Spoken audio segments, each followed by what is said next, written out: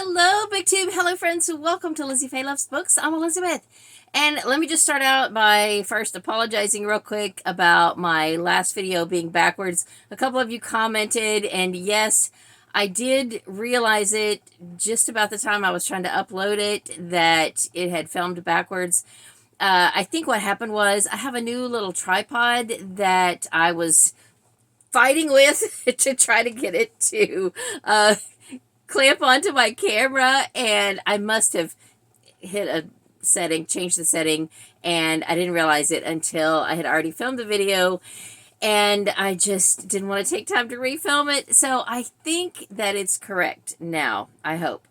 Anyway, this is going to be my July wrap-up. I did not read a lot of my own books this past month. I kind of got on a J.A. Jance kick near the end of the month, and I gave in to the desire to read to zero all the J.A. Jance books and series, and I'm going to blame my friend Storm from StormReads for that, because up until she started reading the J.P. Beaumont series, not a lot of the people that I watch on YouTube or am close friends with on BookTube have really talked or said much about J.A. Jance. I read a lot of J.A. Jance probably before I started on BookTube, and I have read some since starting BookTube, but it had been a while since I had really just taken a deep dive into J.A. Jance. And part of that was because the majority of what I had left to read was the Ali Reynolds series, and I just learned today that probably the reason why the Ali Reynolds series is not available in some of the same places as the other series like Hoopla is that it was published by a different publisher, and that might be why it's not available on the library resources that I have. At least most of them are not, but I do subscribe to Everand, which used to be Scribd, and I did realize that I think all of the Ali Reynolds series is available on Everand. So it was near the end of the month when I decided to pick back up with the Ali Reynolds series. I had read or listened to a couple of them earlier in the year because I had put the Ali Reynolds series on my Serious About Series list with the goal to at least just pick up at least one during the year. Well, now I'm caught up. Officially, as of today, I'm caught up.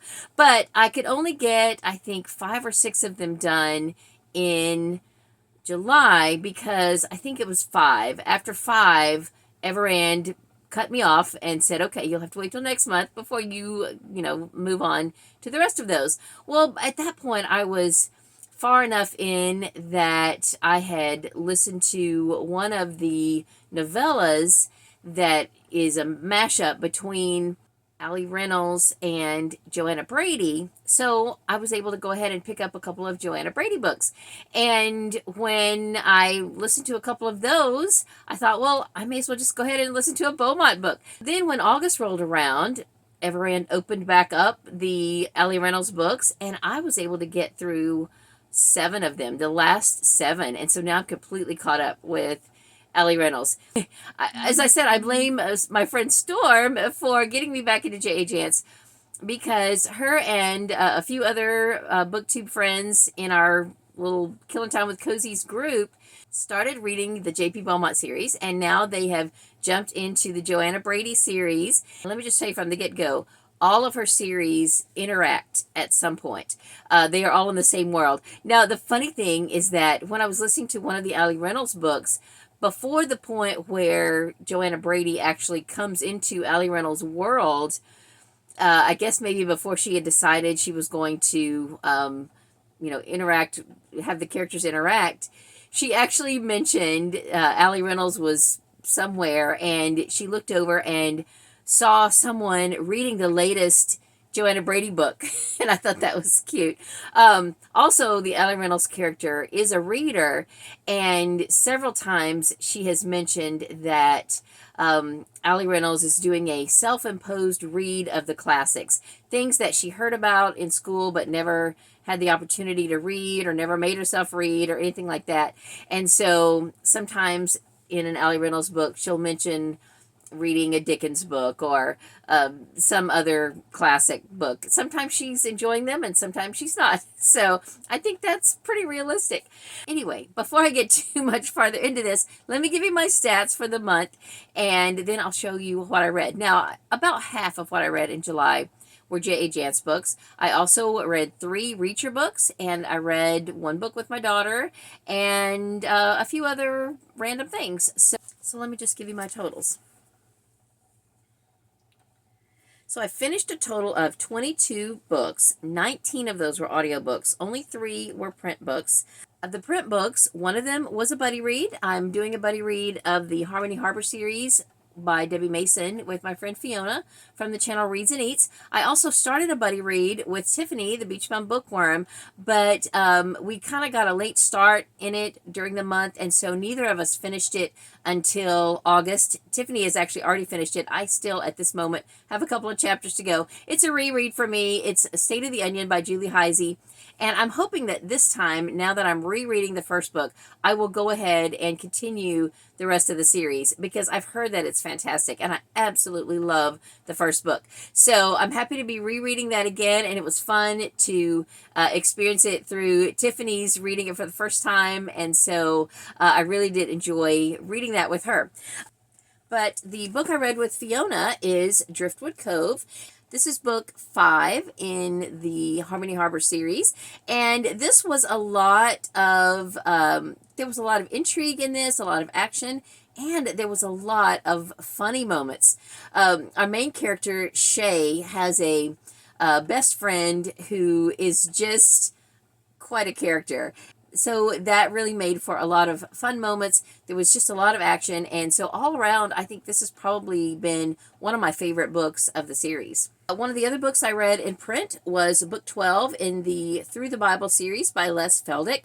This one has a lot of prophecy in it. He has moved into Revelations. Now, it's only book 12 out of like 80, and so you might think, well, why is he already in Revelations? Well, it's because he's been in the Old Testament and he's been talking about the book of Daniel, in which there is a lot of prophecy. So throughout going through the Old Testament, he also cross-references New Testament scriptures and things where they just go hand in hand, and he just shows how it all ties together, even though the books of the Bible were written hundreds of years apart, a lot of them. So this was really interesting, and I am super excited to go on to the next one. I did get a little sidetracked from it, though. In August, I'm reading a Christian nonfiction book that I purchased on my trip, and I just felt compelled to read that, and I put the next book of this series on hold, but I will get back to it as soon as possible. And then the third book that I read in print was with my daughter Emily. We read A Bear Called Paddington by Michael Bond, and we have since started book 2, which is called More About Paddington. This was cute. The chapters were kind of long, and I'm not really sure how I feel about, a walking, talking bear that's been adopted by a family. It's kind of fantastical, but it is cute. You just have to use your imagination and just enjoy it for what it is. So Paddington is really more like a precocious child who just gets into a lot of crazy adventures and just has ideas, and he just goes and does these things without really thinking about, the ramifications of it. So far, we're enjoying the second one, and I don't know how much more we'll read after that, but, if Emily still seems to be enjoying them, then we will go ahead probably and continue the series. So anyway, but we did read the first one, and it was cute. So before I get into my mystery thriller books, I did read one women's fiction book, The Museum of Lost Quilts by Jennifer Shiverini. I just found out earlier this year that there were a couple of Elm Creek Quilts books that I had not read. I, at one point, was caught up with the series, and lo and behold, there were 2 that I had not read yet. This one picks up in the contemporary timeline of Elm Creek Quilts. There are some that are historical, kind of prequels to the series, and there's even one that's sort of futuristic. I did read in the author's notes that the one that she did write that was kind of in the future, she wrote that thinking that she would not ever write anymore. So I think that some of the things that happened there, she has now changed in the storyline and in the timeline. So just know, if you're reading through the series, if you're reading in publication order, when you get to, I think it's the wedding quilt, it's set in the future, but just know that some of the things that happen in that book may change in future books. Anyway, there's one more after this. I think it's called the World's Fair quilt, and I don't know anything about it, but I was able to get this one on audio, so I thought I would go ahead and check it out and listen to it on Hoopla while I had a chance, and it was very good. It was a little slow in the middle. I kind of got sidetracked with some other things, and then I got back to it and finished it before the end of the month, but I really did end up enjoying it a lot. I only had 2 cozy mysteries this month, and they were 2 books by Tanya Kappas from the Campers and Criminals series. I can never remember the titles of these, and I don't even remember what number they were, but I had checked out a bundle of 3. I think these are 17 and 18 in the series. I had checked these out while it was still June, and I ended up listening to these on my trip while I was traveling to watch Katie's DCI shows in South Carolina and Tennessee. And while I was on that trip, I also listened to a Jack Reacher book, The Midnight Line. I put some batteries in my CD player because the CD player in my car doesn't work. And so I put some batteries in my portable CD player. I set it up on the dashboard, and away I went. And I absolutely loved listening to Reacher in the car again. This was a lot of fun. So after finishing that one, I went on to a book club book that I had on Libby, and this is by William Kent Kruger called The River We Remember. Now, I had never read any William Kent Kruger. I did really enjoy this. It was gritty, but I thought it was very good, and I'm definitely interested in reading more books by him. This one is also what I would consider a mystery thriller, but it was for my book club, which has already met. We've already discussed this, and I thought it was very good, and I'm pretty sure, as I recall, most of the book club members enjoyed it as well. It's set in 1958, but to me, it didn't have quite that much of a historical feel to it. It really could have taken place at any time. There were some racism issues that, we would hope are not in existence today, but I'm afraid that they probably still are. Maybe not as prevalent as they were back then, but still, it was a very interesting book, and if you've never read it, it's gritty, but I think it was a very enjoyable read.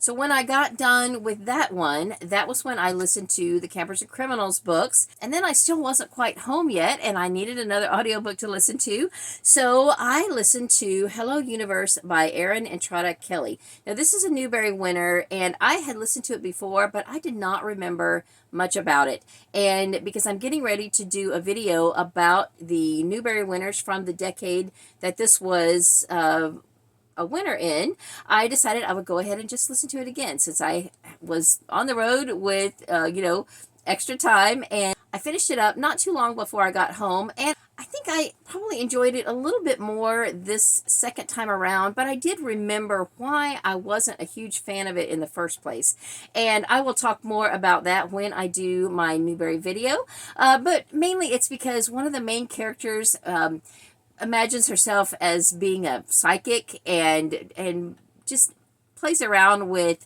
a lot of fortune telling and I think tarot cards and things like that, and I don't go in for that at all, and I just didn't like to see that in a middle grade book as if it were completely harmless, because I don't think that kind of stuff is harmless, and so that was why this one bothered me. But there were people with some exceptionalities and things that experienced a lot of character growth throughout, and so it's not a bad book overall. I just did not care for the fortune-telling aspect of it. So I mentioned that I listened to 3 Reacher books. The Midnight Line was the first one, and then I listened to, after I got home, past tense. I haven't really been giving you synopsis of each of the Reacher books, but if you want to know any more about the Jack Reacher series, then you might want to check out my video where I talk about the character of Jack Reacher versus the character of Preacher, which is a series of westerns by William W. Johnstone. Both of these characters, Reacher and Preacher, do have a lot of similarities, and I talk a little bit more about each of those series in that video, so go and check that out if you haven't already. But I did read past tense, and in this book, Reacher learned some interesting things about his father. He visits the hometown where his father always said that he was from, but strangely enough, he is unable at first to find out any information about his father. So as he starts to learn a little bit about his family history, there's a mystery involved, and there's some other crime activity going on in the area that, of course, he gets involved in. And it was a good book all around. I did enjoy it. And then I thought, well, I've got time. Let's just go ahead and pick up the next Reacher book, which was Blue Moon. And, of course, this is making a reference to once in a blue moon. You know, what are the chances of something like this happening once in a blue moon? And that is what has happened to Reacher in this situation. So I was excited to get through 3 Reacher books. And I think it was while I was waiting for this to become available on my Libby that I decided to pick up the next Allie Reynolds book. So let me just show you real quick the J.A. Jance books that I listened to. All of these have been on audio. I don't think I've ever read a J.A. Jance book in print. I'm willing to, but I don't think I ever have, because back in the day when I started listening to them, they were all readily available on CD from my library, and now, of course, most of them are digital. So I have just been able to enjoy them on audio, and I have just flown through them, and I have really enjoyed all of them. So the first Allie Reynolds book that I listened to in July is Left for Dead. I believe this is book 7. When I started the year out, I was on book 5, and so I listened to book 5 and 6 earlier in the year. So I was ready for 7. Book number 8 is Deadly Stakes. Moving target is number 9. After number 9, there's a 9.5, and it is this little novella called A Last Goodbye. And this was really sweet. This is kind of Allie's wedding story. She's getting married on Christmas Eve in Las Vegas, and her grandchild witnesses someone throwing this little dachshund out on the street and driving away. And so they scoop it up and save it. And so then there's a mystery of, you know, why did this dog get thrown out on the street, and, you know, what's happening, and who's the owner, and all of that. And meanwhile, Allie's trying to get married, and this little dog just wants to sleep on their bed, and there's some really cute, sweet things about it. I did learn in the author's notes that there is some connection to the author and dachshunds.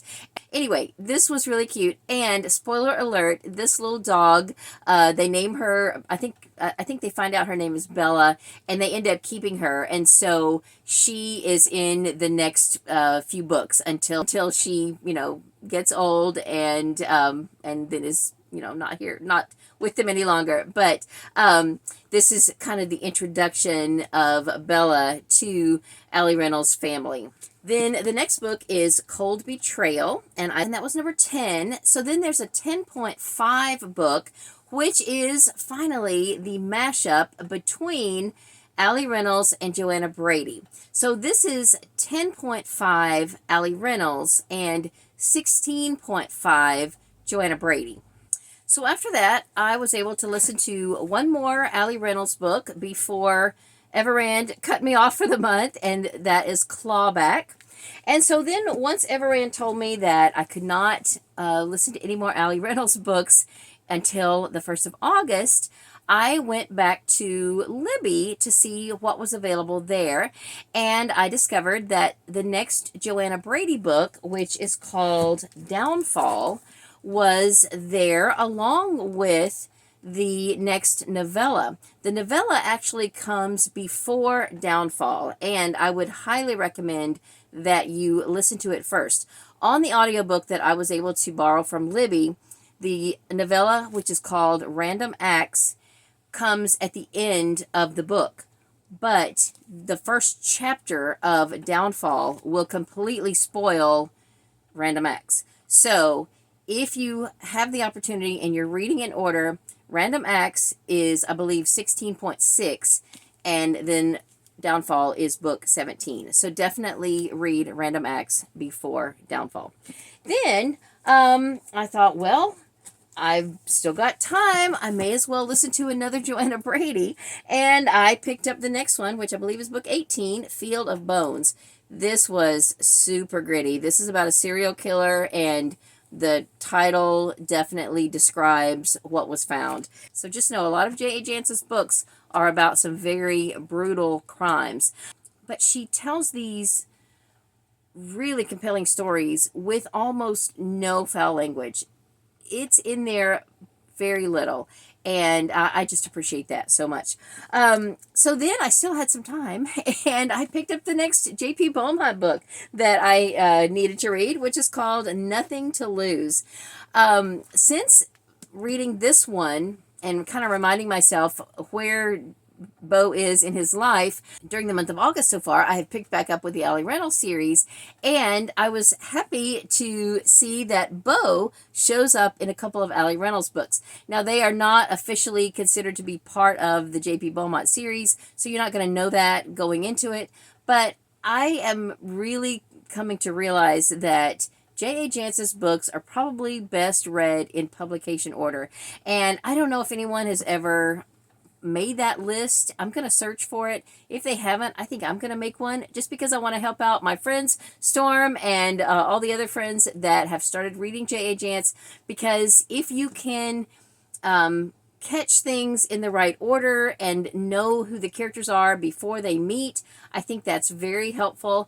And just, it's just great to be able to experience books as they come out of the author's brain. So I will almost always vote for publication order, 99% of the time.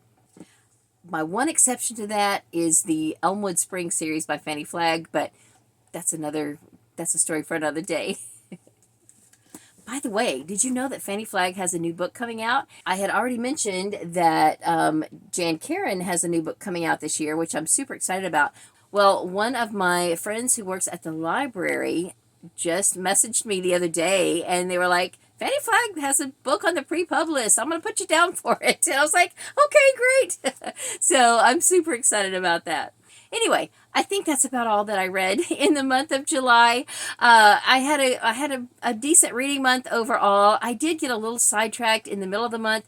After my trip, I took a little break from reading. I was still, working on my print books, but I took a little bit of an audiobook break in the middle of the month because I went down that rabbit hole again of listening to those ridiculous stories on YouTube about like family dramas and work dramas and things like that. And the interesting thing about that, though, is it kind of did prepare me for the Ali Reynolds series, because there's kind of two different types of those stories that I have listened to. I kind of got burned out on the family dramas where, somebody dies and the person that they think is disinherited ends up getting a secret inheritance, and then, the rest of the family trying to steal it from them. I don't know, that kind of thing. But there is another subgenre of those that are work related, and a lot of times they have to do with cyber crimes or people in the workplace taking credit or stealing others' intellectual property and then firing them, and then the person gets revenge and all of that. Well, so that kind of prepared me to get back into the Ali Reynolds series, because even though she's a former journalist, she's now married to a man who runs a cybersecurity organization. And so they now have an AI and everything. And so it's really interesting. And I feel like some of those workplace stories kind of prepared me for the type of story that is happening, with Allie Reynolds. So it's all working together for good, but I'm a little embarrassed that I let myself get so engrossed in those ridiculous stories, but it's just something that going in my ear when I'm doing other work, you know, mindless activities and things like that. It is what it is, but I'm happy now to be back into reading actual books again, although I said in my TBR video that I feel like I've kind of turned into a mood reader, and I don't think that that will last too long. I think I'm just focused on reading J.A. Jance to zero and reading through and catching up with all of her series, and then I'll be able to get back to my other reading goals that I kind of put on hold while I was in this J.A. Jance mood. Anyway, I do have a lot of goals to try to reach this month as far as reading goes, and housework and decluttering and all of that. So hopefully that will go well. But anyway, that's all I have for this video. Thank you so much for watching. I hope you're having a great day. Read a good book, and God bless you.